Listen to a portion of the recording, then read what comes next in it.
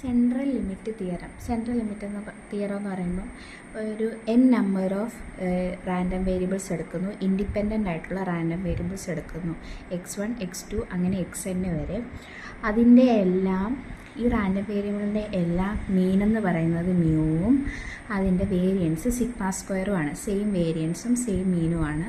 അങ്ങനെയാണെങ്കിൽ ഈ റാൻഡം വേരിയബിളിൻ്റെ എല്ലാം മീൻ, അതായത് ഈ റാൻഡം വേരിയബിൾ എല്ലാം ആഡ് ചെയ്തിട്ട് ഇതിൻ്റെ നമ്പർ എന്നും കൊണ്ട് ഡിവൈഡ് ചെയ്യുമ്പോൾ കിട്ടുന്നതാണല്ലോ മീൻ. ആ എക്സ് ബാർ എന്ന് പറയുന്നത് മീന് എക്സ് ബാർ. ആ എക്സ് ബാർ എന്ന് പറയുന്നത് എന്ത് ഫോളോ ചെയ്യുന്ന പറയുന്നത് നോർമൽ ഡിസ്ട്രിബ്യൂഷൻ ഫോളോ ചെയ്യും. ആ നോർമൽ ഡിസ്ട്രിബ്യൂഷൻ എന്നിട്ട് അതിൻ്റെ ആ ഡിസ്ട്രിബ്യൂഷൻ്റെ മീൻ മ്യൂ ആയിരിക്കും. വേരിയൻസ് എന്ന് പറയുന്നത് sigma square divided by n. എത്ര നമ്പർ റാൻഡം വേരിയബിൾസ് ഉണ്ടോ ആ നമ്പർ കൊണ്ട് ഡിവൈഡ് ചെയ്യുന്നത്.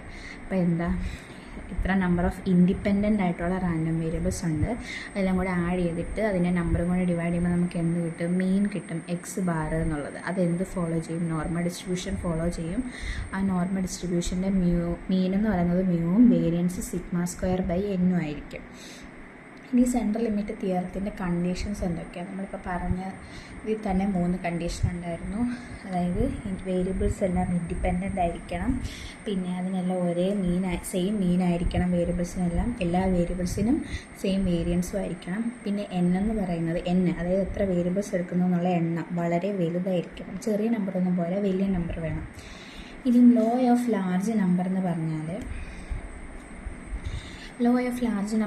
പ്രോബബിലിറ്റിയിലും സ്റ്റാറ്റിസ്റ്റിക്സിലും ഒരു പ്രധാനപ്പെട്ട ഒരു ലോയാണിത്. അതിനകത്ത് പറയുന്നത് എന്തെന്ന് വെച്ചാൽ, ഒരു എക്സ്പെരിമെൻറ്റ് നമ്മളിപ്പം ഇൻഡിപെൻഡൻ്റ് ആയിട്ട് ഒരു എക്സ്പെരിമെൻറ്റ് റിപ്പീറ്റ് ചെയ്യുക, അതായത് ഒരു റാൻഡം എക്സ്പെരിമെൻറ്റ് അത് നമ്മൾ റിപ്പീറ്റ് ചെയ്തുകൊണ്ടിരിക്കുക. അപ്പോൾ ആദ്യത്തെ തവണ കിട്ടുന്ന റിസൾട്ടും രണ്ടാമത് കിട്ടുന്ന റിസൾട്ട് അല്ലെങ്കിൽ അതിന് മുന്നേ കിട്ടുന്ന റിസൾട്ട് തമ്മിലൊരു ബന്ധമില്ല. ആദ്യത്തേത് എങ്ങനെയാണോ വരുന്നത് അതിനെ സ്വാധീനിക്കത്തൊന്നുമില്ല രണ്ടാമത്തേത്, അല്ലെങ്കിൽ അങ്ങനെയൊന്നും വരത്തില്ല. അപ്പം അങ്ങനെ ഇൻഡിപെൻഡൻ്റ് ആയിട്ടുള്ളൊരു എക്സ്പെരിമെൻറ്റ് നമ്മൾ ഒരുപാട് തവണ ഒരു ലാർജ് നമ്പർ ഓഫ് ടൈംസ് നമ്മൾ റിപ്പീറ്റ് ചെയ്യുകയാണ്. എന്നിട്ട് ആ കിട്ടുന്ന റിസൾട്ടിൻ്റെ എല്ലാം ആവറേജ്, അതായത് ആ റിസൾട്ട് എല്ലാം കൂടെ കൂട്ടിയിട്ട് ആ എത്ര തവണ നമ്മൾ റിപ്പീറ്റ് ചെയ്തു ആ നമ്പർ കൊണ്ട് ഡിവൈഡ് ചെയ്ത് കഴിയുമ്പം നമുക്കൊരു മീൻ കിട്ടുമല്ലോ. ആ കിട്ടുന്ന മീൻ എന്ന് പറയുന്നത് എക്സ്പെക്റ്റഡ് വാല്യൂ ഉണ്ട്, മീനിൻ്റെ ഒരു എക്സ്പെക്റ്റഡ് വാല്യൂ, അതായത് എക്സ്പെക്റ്റേഷൻ ഓഫ് എക്സ് എന്ന് പറയത്തില്ലേ, ആ എക്സ്പെക്റ്റഡ് വാല്യൂവിനോട് ഈക്വൽ ആയിരിക്കണം. ഇതാണ് ലോ ഓഫ് ലാർജ് നമ്പേഴ്സ്.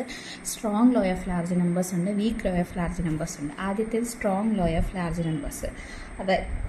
അതായത് നമ്മുടെ ഒരു സീക്വൻസ് ഓഫ് റാൻഡം വേരിയബിൾസ് എടുക്കുക, മുമ്പത്തെ പോലെ തന്നെ ഒരു കോമായിട്ട് എഴുതിയേക്കുന്ന ഒരു സീക്വൻസ്. അതപ്പം അത് x1 x2 തൊട്ട് xn വരെയുണ്ട്. അത് ഇൻഡിപെൻഡൻ്റ് ആണ്. അതെല്ലാം ഈ റാൻഡം വേരിയബിൾസിൽ ഇൻഡിപെൻഡൻ്റ് ആണ്. അത് ഐഡൻറ്റിക്കലി അതായത് ഡിസ്ട്രിബ്യൂട്ട് ചെയ്തേക്കുന്നത് ഒരേപോലെ ഡിസ്ട്രിബ്യൂട്ട് ചെയ്തേക്കുന്നതാണ്. അതിപ്പം എന്താ പറയുന്നത്, അടുത്തടുത്തുള്ള അല്ലെങ്കിൽ ഇത് രണ്ടെണ്ണം തമ്മിലുള്ള അകലം, രണ്ട് റാൻഡം വേരിയബിൾ തമ്മിലുള്ള അകലം എന്നൊക്കെ സെയിം ആയിട്ട് വരുന്ന പോലെയൊക്കെ ആയിരിക്കും. അങ്ങനെ ഐഡൻറ്റിക്കലായിട്ടാണ് ഡിസ്ട്രിബ്യൂട്ട് ചെയ്തേക്കുന്നത് റാൻഡം വേരിയബിൾസ്. ഈ റാൻഡം വേരിയബിളിൻ്റെ എല്ലാം എക്സ്പെക്റ്റഡ് വാല്യൂ എന്ന് പറയുന്നത് മ്യൂ ആണ്. അതായത് expectation of x i is equal to mu. ഈ ഐ എന്ന് പറയുമ്പോൾ 1 തൊട്ട് n വരെ വരാം. അപ്പം അങ്ങനെയാണെങ്കിൽ എക്സ് ബാർ എന്ന് പറയുമ്പോൾ എന്താ, ഈ ഇൻഡിപെൻഡൻ്റ് ആയിട്ടുള്ള ഈ റാൻഡം വേരിയബിൾ എല്ലാം കൂടി നമ്മൾ ആഡ് ചെയ്തിട്ട് അതിൻ്റെ നമ്പറും കൂടി ഡിവൈഡ് ചെയ്യുന്നതാണ് എക്സ് ബാർ. ആ എക്സ് ബാർ മ്യൂയിലേക്ക് പോകാനുള്ള സാധ്യത എന്ന് പറയുമ്പോൾ എന്താ, എക്സ് ബാർ മ്യൂ ആവാനുള്ള സാധ്യത, x bar is equal to mu ആവാനുള്ള സാധ്യത എന്ന് പറയുമ്പോൾ probability of x bar is equal to mu tends to 0. അതിനുള്ള പ്രോബബിലിറ്റി 1ലേക്ക് പോകും as n becomes large. n എന്ന് പറയുന്നത് എത്ര നമ്പറാണോ നമ്മൾ എടുക്കുന്ന റാൻഡം വേരിയബിൾ അത് വലുതാവും തോറും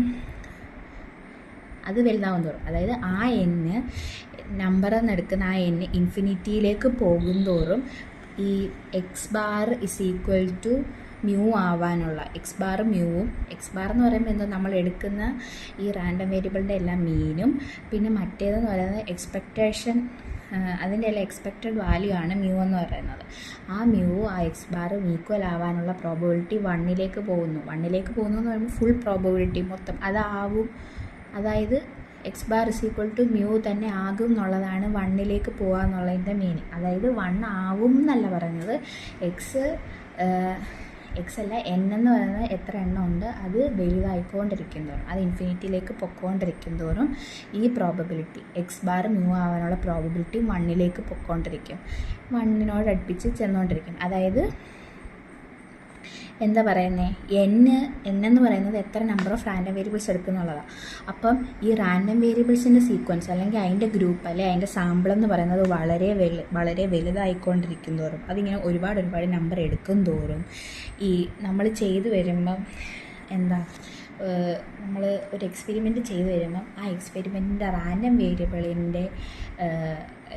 വേരിയബിളിൻ്റെ ആവറേജും എക്സ്പെക്റ്റഡ് വാല്യൂവും സെയിം ആയിരിക്കും. നമുക്കറിയാം നമ്മളൊരു റാൻഡം വേരിയബിളിൻ്റെ എക്സ്പെക്റ്റഡ് വാല്യൂ എന്ന് പറഞ്ഞാൽ ശരിക്കും അതിൻ്റെ മ്യൂ അതായത് അതിൻ്റെ മീൻ ആവണം മ്യൂ എന്ന് പറയുന്നത്. നമ്മളങ്ങനെയാണ് പഠിച്ചേക്കുന്നത്.